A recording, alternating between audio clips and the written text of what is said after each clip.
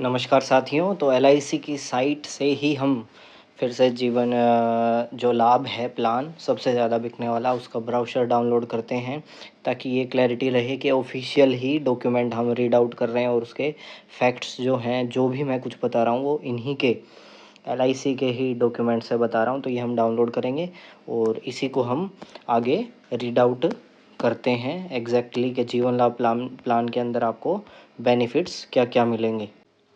नमस्कार साथियों, पिछली वीडियो में हमने एलआईसी के जो प्लान्स होते हैं जनरल सभी बॉन्ड्स में जो दिया जाता है, क्या क्या पॉइंट्स आपको पता होने चाहिए, वो हर एक बॉन्ड में होते हैं, तो वो हमने एक्सप्लेन कर दिए थे। अब पार्टिकुलरली जीवन लाभ प्लान के लिए जो बेनिफिट्स होते हैं वो भी मैं एक्सप्लेन करता हूँ। उन्हीं के पॉलिसी डॉक्यूमेंट, पॉलिसी बॉन्ड जो होता है उसी से मैं एक्सप्लेन कर रहा हूँ। ये ऑफिशियल उन्हीं की साइट से लिया हुआ डाटा है, ये कुछ भी ये नहीं है कि खुद से बनाया गया डाटा, ये उन्हीं की साइट से मैंने लिया है, ये आपके सामने डाउनलोड किया था मैंने।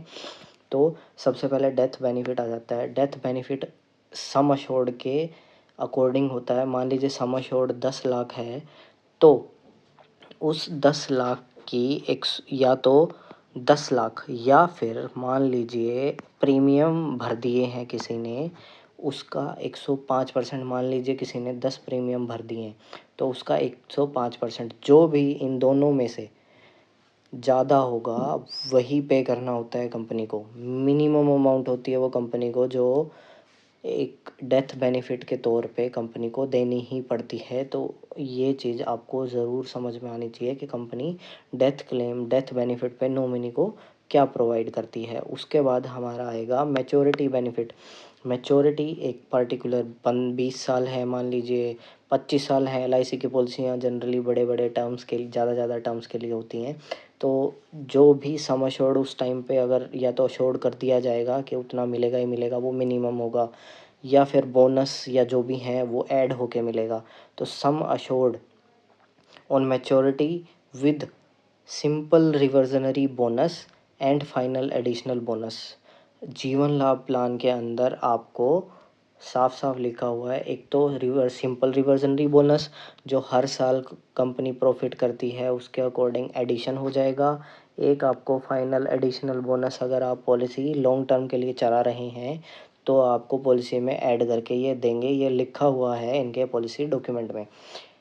उसके बाद हम चलते हैं राइडर्स के बेनिफिट। अगर आप राइडर्स लेते हैं तो एक्स्ट्रा, जनरली एक राइडर जो एक्सीडेंटल डेथ वाला होता है ये कंपनी ऐड करती है अपने प्लान्स के अंदर। एक्सीडेंटल डेथ, डिसेबिलिटी, इसमें क्या रहेगा कि एक्सीडेंटल अगर कोई डेथ हो जाती है बाहरी कारण से, डेथ को एक्सीडेंटल डेथ बोलते हैं। बिजली के करंट से डेथ हो जाना, रोड के एक्सीडेंट, बाहर से कुछ चीज़ लग जाना, तो उन डेथ्स को बाहरी कारण से जो हो तो उनको हम एक्सीडेंटल डेथ मानते हैं। उसमें क्लेम डबल हो जाता है। जनरली मान लीजिए सम अश्योर्ड आपका 10 लाख है तो वो 20 का हो जाएगा।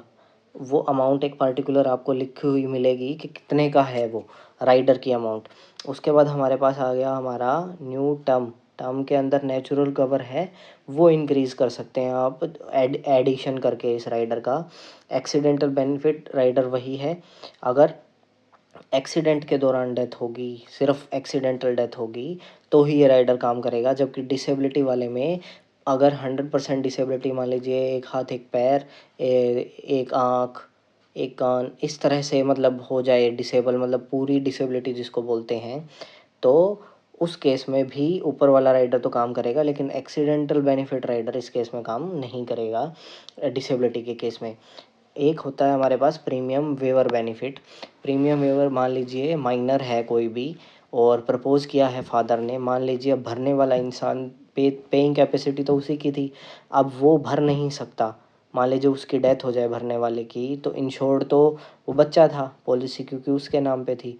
तो अब क्या होगा, अब प्रीमियम वेव हो जाएंगे, जो बच्चे को जिस टाइम पे मैच्योरिटी मिलनी थी 20 साल के बाद, 25 साल के बाद, तो वो उसको मिल जाती है। इसको हम बोलेंगे प्रीमियम वेवर बेनिफिट राइडर, अगर ये राइडर है तो।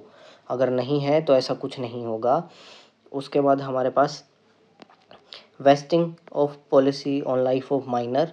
ऊपर भी मैंने वर्डिंग में एक्सप्लेन किया था, ये पॉलिसी डॉक्यूमेंट के अकॉर्डिंग, इस पॉलिसी जीवन लाभ प्लान के अकॉर्डिंग क्या होगा कि मान लीजिए माइनर का हमने इंश्योरेंस किया है, तो वो 18 साल का जब हो जाएगा तो पॉलिसी के सारे बेनिफिट्स थे वो ऑटोमेटिकली उसमें उसी के अकाउंट पर वेस्ट हो जाएंगे, मतलब उसी पर ट्रांसफ़र हो जाएंगे। अब जो प्रीमियम पे कर रहा था वो फादर है मदर है, तो उनके राइट्स नहीं रहेंगे पॉलिसी पर। उस माइनर के जिस टाइम उन्होंने पॉलिसी करवाई उसके राइट हो जाएंगे 18 साल की एज अटेन करने के बाद, तो सारे बेनिफिट भी उसी के पास जाने लगेंगे अगर पॉलिसी कंटिन्यू है तो, या 18 साल से पहले किसी ने पॉलिसी में इंटरवेन नहीं किया है तो। पार्टिसिपेशन इन प्रॉफिट है ये पॉलिसी। कंपनी, क्योंकि सिंपल रिविजनी बोनस है, कंपनी के प्रॉफिट में पार्टिसिपेट करती है। कंपनी अगर प्रॉफिट ज़्यादा कर रही है तो थोड़ा सा बोनस ज़्यादा हो जाएगा, 42 से 45 ऐसे, और अगर कम कर रही है तो 40 आ जाएगा, 38 आ जाएगा। इस तरह से ये बोनस बेस्ड प्लान है, तो ये उस तरह से काम करेगा। पेमेंट ऑफ प्रीमियम्स, आप रेगुलर प्रीमियम पे करोगे। ग्रेस पीरियड इस पॉलिसी में देखिए साफ साफ लिखा हुआ है, 30 डेज़ अलाउ होते हैं ईयरली और हाफ ईयरली मोड के अंदर, लेकिन अगर मोड क्वार्टरली है या उससे कम है तो 15 डेज़ होंगे सिर्फ। तो आपको जब भी आप एक कोई प्लान परचेज़ करें लाइफ इंश्योरेंस का कोई भी, तो अपनी पॉलिसी टाइम से पे करें, क्योंकि अगर मान लीजिए आपकी एज एक क्राइटेरिया थोड़ा सा मेट नहीं होता है तो आपके फिज़िकल मेडिकल या मेडिकल डॉक्यूमेंटेशन मांगी जा सकती है, तो पॉलिसी फिर से चलाने में आपको दिक्कत महसूस हो सकती है, तो आपको पॉलिसी कंटिन्यू चलानी चाहिए, ग्रेस पीरियड में जाने ही नहीं देनी है। Proof of age, standard documents आपको देने होते हैं प्रूफ ऑफ एज में। कोई भी मतलब नॉन स्टैंडर्ड नहीं चलते हैं, जैसे राशन कार्ड हो गया, ये नहीं मान्य होते हैं। जब भी आप पॉलिसी लेंगे तो आपको आधार कार्ड या पैन कार्ड, इस तरह के स्टैंडर्ड डॉक्यूमेंट, ड्राइविंग लाइसेंस, ये आपको प्रोवाइड करने होते हैं। बेस प्लान बताया था मैंने, आपको एक्सप्लेन कर दिया था पहले ही। राइडर ऑप्ट करते हैं तो वो एक्स्ट्रा प्रीमियम आपको पे करना पड़ेगा। बेस प्लान के लिए अगर मान लीजिए कोई इनएलिजिबल है, वो डिसेबल है पहले से ही, या फिर उसकी एज ज़्यादा है तो उसको प्लान नहीं दिया जा सकता। राइडर्स के लिए कोई एलिजिबल नहीं है तो उसको राइडर्स नहीं दिए जा सकते। फॉरफिट आ गया उसके बाद पॉलिसी। अगर आप मान लीजिए पॉलिसी के प्रीमियम परचेज़ किया आपने वैसे, तो अभी 1 साल के बाद ही पॉलिसी अलाउड है। मान लीजिए किसी ने मोड ले लिया मंथली, क्वार्टरली, हाफ ईयरली, और वो सिर्फ उतना ही एक प्रीमियम भर के पॉलिसी छोड़ दी, 1 साल कंप्लीट पे नहीं किया जिसने प्रीमियम, तो वो पॉलिसी बंद हो जाती है। उस केस में कस्टमर को वापस कुछ भी नहीं मिलता। नॉन फॉरफिटर रेगुलेशन कि आपको 1 साल मिनिमम पे करना ही करना है प्रीमियम, तभी आपकी पॉलिसी कंटिन्यूअस रह सकती है। जो पेड अप कैपिटल मैंने आपको बताया था, पेड अप वैल्यू के चलते चलती रहेगी, एक सिंपल इंटरेस्ट उस पर ऐड होता रहेगा, और जितनी टाइम तक वो रहेगी तो आपको वो वैल्यू गेन करके मिल जाती है। रिवाइवल ऑफ पॉलिसी, जब पॉलिसी लैप्स हो गई तो 5 साल का टाइम पीरियड होता है हमारे पास मैक्सिमम, उस टाइम में वो हमें करनी ही करनी होती है। रेट ऑफ इंटरेस्ट भी देखिए यहाँ पे साफ साफ लिखा हुआ होता है, फॉर एवरी 12 मंथ्स। 10 साल एक्सीड नहीं करते गवर्नमेंट सिक्योरिटीज़ के। नॉन लिंक्ड प्लान है ये, मतलब शेयर मार्केट में नहीं करता, बोनस में करता है कंपनी के प्रॉफिट में। तो 3% yield earned of the corporation, या फिर फंड, जो फंड वाले प्लान है 1% उसका, जो भी हायर होगी वो value for 12 months period commencing from 1 May to 30 April 2025, the applicable interest shall be 9.50% per annum compounding half yearly. तो इस तरह से ये चार्ज लगाया जाता है 9.5%। जब आपकी पॉलिसी लैप्स हो जाती है और आपको रिवाइवल करानी है तो ये आपको चार्ज देना पड़ता है। सरेंडर वैल्यू भी जनरली वही रहती है जो आपकी पॉलिसी लोन की वैल्यू है। ये आप यहाँ से मतलब ये हमें आइडिया लग जाता है कि सरेंडर वैल्यू हमें अप्रोक्सीमेट वही मिलती है जो हमारे लोन के लिए वैल्यू है। ये एग्जैक्ट नहीं है इन्होंने, पर लोन की वैल्यू दे रखी है तो यहाँ से हम आइडिया लगा सकते हैं कि सरेंडर वैल्यू क्या होगी। लास्ट में हमें ये भी दिया हुआ है कि एग्जैक्ट कितने % सरेंडर वैल्यू फैक्टर लगता है। टर्मिनेशन ऑफ पॉलिसी क्या होगा कि पॉलिसी को टर्मिनेट कर दिया गया है। मान लीजिए lump sum death benefit, final instalment death benefit paid कर दिया गया है तो पॉलिसी बंद करनी होगी अब। अगर सरेंडर वैल्यू बेनिफिट पेड हो गया तब भी पॉलिसी बंद हो जाएगी।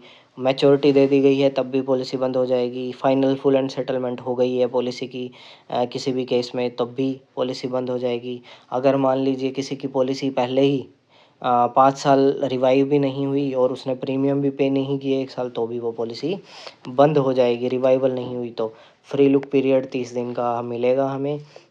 इस पॉलिसी में साफ साफ लिखा हुआ है कि 30 दिन का policy free look in period होता है। उसमें आप पॉलिसी को समझें, पढ़ें, देखें कि इसमें क्या क्या बेनिफिट हैं। सिर्फ सुनने से काम नहीं चलता। उसके बाद हमारे पास आ जाता है डेथ बेनिफिट। इंस्टॉलमेंट में लिए जा सकते हैं कि मान लीजिए 1 करोड़ रुपए आने हैं तो मंथली दे दें, क्वार्टरली दे दें, हाफ ईयरली दे दें या ईयरली दे दें, तो ये इंस्टॉलमेंट में लिया जा सकता है। और इस जो हमें इंस्टॉलमेंट मिलेगी क्योंकि उनके पास पैसा पड़ा रहेगा तो उस पर इंटरेस्ट कितना पे किया जाता है, 5.07%। ठीक है, लेने के टाइम पे ज़्यादा, देने के टाइम पे कम, ये हमेशा आप हर जगह देखेंगे।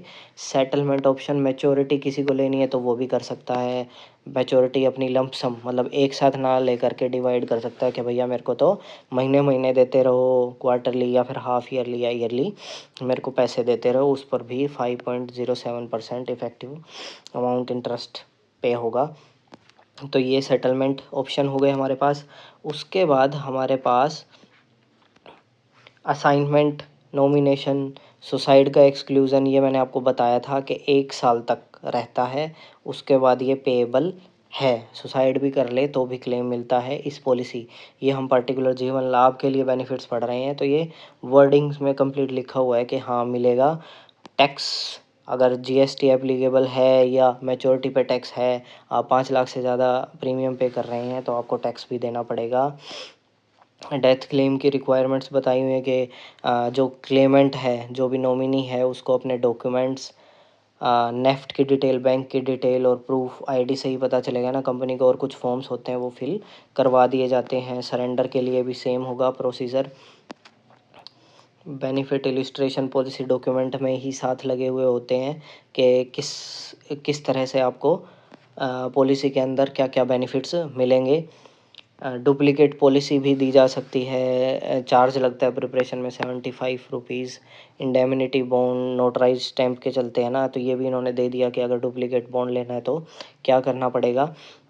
आपके पॉलिसी डॉक्यूमेंट के अंदर सब कुछ लिखा हुआ है। अगर आप रीड कर लें तो शुरू के 30 दिन आपको मिलते हैं, उसमें अगर रीड कर लें तो आपको सब कुछ पता चल जाएगा। मैं जनरली ब्रीफ दे रहा हूँ ताकि आप समझें चीज़ों को कि ये सारी चीज़ें आपके पॉलिसी बॉन्ड में लिखी हुई है। उसके बाद आपको एड्रेस भी दे दिए गए हैं। देखिए ग्रीवेंस के लिए अगर आपको कोई भी शिकायत है तो आप IRDI में कहाँ संपर्क करें। ओम्बड्समैन कौन है, इसका ओम्बड्समैन हायर अथॉरिटी है जिसको आप कंप्लेंट कर सकते हैं।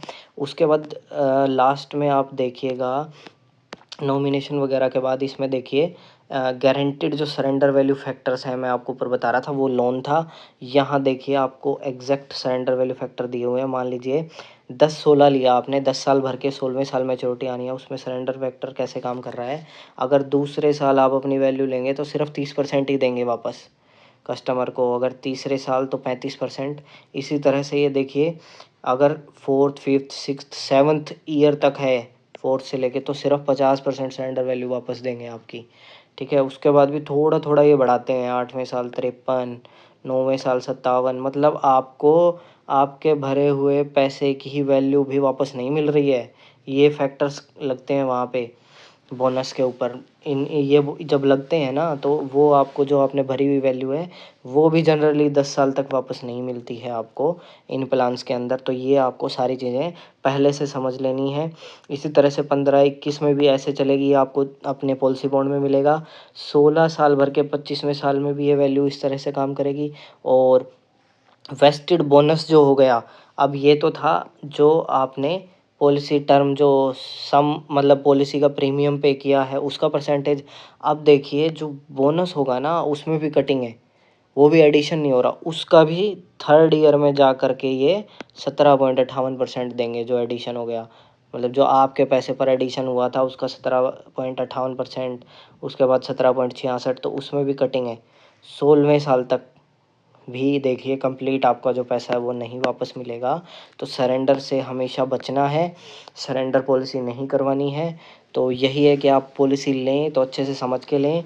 30 डेज़ का आपके पास फ्री लुक इन टाइम होता है, तो पॉलिसी को समझ लें। मतलब अगर आप सेविंग प्रोडक्ट्स की तरफ जा रहे हैं तो जनरली आपको गारंटीड की तरफ जाना चाहिए, जिसमें आपको गारंटीड पता ही है कि कितनी वैल्यू आपको मिलेगी। धन्यवाद।